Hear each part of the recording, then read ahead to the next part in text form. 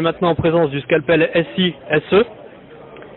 Un vélo, donc on le disait, qui est dérivé du Scalpel, mais qui ajoute ce grain de folie en fait, avec quelques accessoires qui sont bien pensés pour vous permettre une activité un peu plus tournée vers l'all mountain. Mathieu va nous expliquer ça. Donc on est sur la base en fait du Scalpel qu'on connaît, donc très racé.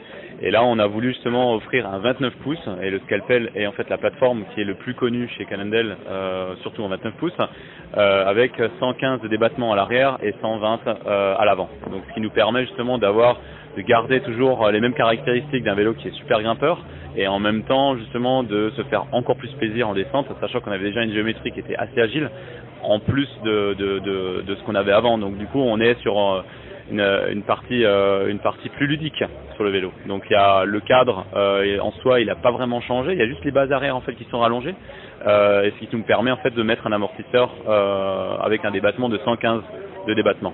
Voilà. Avec forcément, vu que la partie avant est beaucoup plus haute, donc du coup on a aussi 1 degré d'angle de chasse qui est donc plus ouvert, et ce qui nous permet aussi d'avoir plus de réserve en descente. Voilà. Non.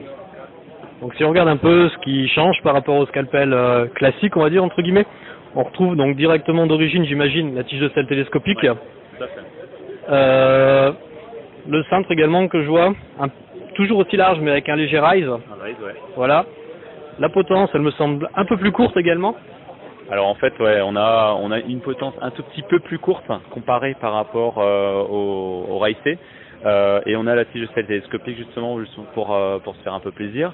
Et derrière, forcément du fait que, comme je l'ai dit avant, du fait qu'on a une fourche de 120 de débattement, on va aussi avoir un boîtier qui est un petit peu plus haut. Donc ça va nous relever le boîtier de pédalier de 1 cm. Exactement. Donc là on travaille sur un simple module, ça c'est un vélo qui sort à 5999 et qui nous permet justement de sortir un autre modèle aussi avec une fourche Fox, donc on va dire une fourche classique, qui nous permet justement pour les gens qui sont pas forcément adeptes de la lefty, de goûter au cadre avec un autre montage alternatif. Voilà. Okay. Donc Cannondale s'ouvre au plus grand nombre, on va dire, de ce côté-là, même aux réfractaires ou à ceux qui ont du mal à imaginer une fourche avec un seul bras. Voilà. Un dernier petit détail au niveau du choix de jantes aussi et de la largeur de pneus. Il me semble que c'est légèrement différent et plus large aussi que sur un modèle purement XC. On est avec des Arch là qui sont plutôt connus justement pour de l'enduro léger, all mountain. C'est ça. Alors en fait voilà, on a fait le choix aussi là-dessus de donner une partie un peu plus gravity, qui nous permet d'offrir justement une paire de jantes un petit peu plus large, où on peut un peu plus s'envoyer. Des pneus, on est sur du 2.4 à l'avant et on est du 2 sur 2.25 à l'arrière, donc aussi un petit peu plus bodybuildé, qui nous permet justement de rentrer vraiment dans la pratique, pas juste équiper un vélo avec un peu plus de débattement, mais de penser, c'est un tout, de penser de A à Z pour la pratique du all mountain, pour que la personne puisse se faire plaisir dans le vif du sujet. Voilà. Ok, merci bien pour cette présentation Mathieu.